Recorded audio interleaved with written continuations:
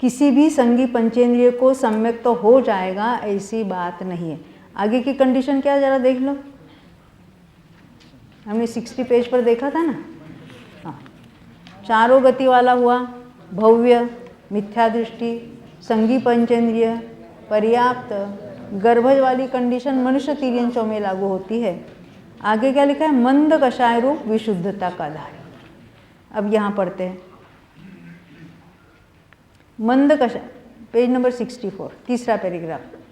मंद कषाय रूप विशुद्ध परिणाम वाला जीव ही पात्र होता है। ये पात्रता की बात चल रही है अभी, क्योंकि कषाय मंद हुए बिना और धर्मानुराग, धर्मानुराग यानी धर्म के प्रति अनुराग, बुद्धि हुए बिना जीव शास्त्र श्रवण करने के लिए तैयार नहीं होगा। क्या कहना चाहते हैं, स्वाध्याय में कौन जाएंगे, तीव्र कषाय वाले, कि कुछ सुनना चाहते हैं, क्या कहते देखो तो सही है ना। तो कहते कि तभी तो सुनने के लिए तैयार हो गए।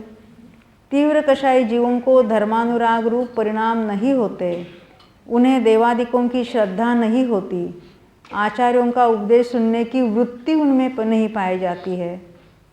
जो जीव अपना स्वयं का, तो उनको हम क्या कहेंगे, कौन से अनुभाग का उदय चल रहा है, मिथ्यात्व के, वो शैल अस्थि वगैरह वाला है ना, क्योंकि सुनने के लिए अभी राजी नहीं है, इतने भी मंदता नहीं है, ना ही दर्शन मोहनीय में ना चारित्र मोहनीय में।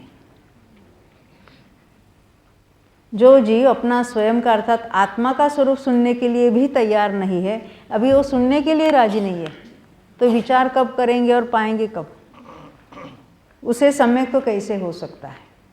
इस कारण संक्लेश परिणाम वाले तीव्र कषाय जीवों को सम्यक्त्व प्राप्ति की योग्यता नहीं है। ये तीव्र कषाय हम किसी को लेबल नहीं लगाना है।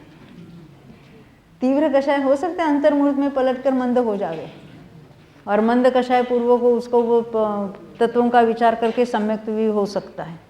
यानी तीव्र कषाय कहने से जिंदगी भर वो तीव्र कषाय नहीं रहता है, पर तीव्र कषाय के काल में वो तत्व विचार नहीं करेगा और उस काल में उसको सम्यक्त्व नहीं होगा, बस ऐसा लेना उसको।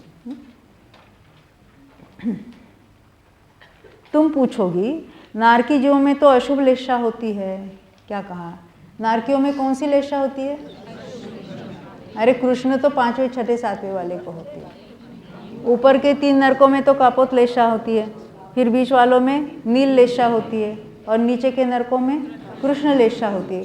तीनों ही अशुभ लेशाएं हैं।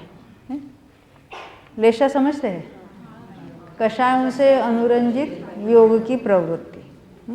तो कहते उन्हें 3 अशुभ लेशा होती है, उनमें तीव्र क्रोधादि परिणाम पाए जाते हैं, क्योंकि हमको मालूम है एक दूसरे से झगड़ा करते रहते हैं, नफरत करते रहते हैं, तो वो तो तीव्र कषाय है।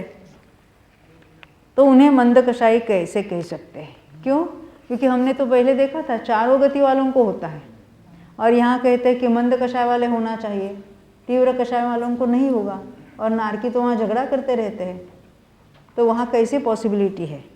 हाँ, स्वर्गों के देवों में 3 शुभ लेशा होती है, कौन सी, पीत वाले हैं, ऊपर पद्म वाले, शुक्ल लेशा वाले हैं, तो उनमें तो होने की कोई नो ऑब्जेक्शन कहते हैं। नारकी में कैसे हो सकता है, ये प्रश्न है। उन्हें तो हम मंद कषाय कह सकते हैं देवों को, पर नारकी तो तीव्र कषाय है, उन्हें सम्यक तो कैसे होगा, क्योंकि कंडीशन उनमें फुलफिल नहीं हो रही है। नरकों में और स्वर्गों में अपने अपने नरक या स्वर्ग की लेशा पाई जाती है। क्या कहना चाहते हैं कि मनुष्य और तिर्यंच यहाँ जो कर्मभूमि के है, चौथे गुणस्थान, तो अभी मिथ्या दृष्टि की बात करेंगे, हमें चौथे की बात नहीं है। तो 6 लेशा अंतर्मूर्त में पलटती है नियम से। नरकों में क्या है, जिस नरक की जो लेशा है पूरे जिंदगी भर वही लेशा है। कपोत लेशा के वाले कपोत लेशा वाले ही रहेंगे, नील वाले नील लेशा वाले ही रहेंगे, नीचे के नरकों में कृष्ण लेशा ही पूरी जिंदगी भर रहेगी। हाँ, परंतु उस लेशा के जो उसके जो अविभाग प्रतिच्छेद कहेंगे, उसके जो अंश है वो मंद और तीव्रता में परिणमित होगी। कृष्ण लेशा वाले में भी संक्लेश विशुद्धि के परिणाम, उनके योग्य संक्लेश विशुद्धि वहाँ पर भी चलेगी, ये कहना चाहते हैं। देखो अभी हम पढ़ेंगे। नरकों में और स्वर्गों में अपने अपने नरक, स्वर्गों में भी ऐसा ही है।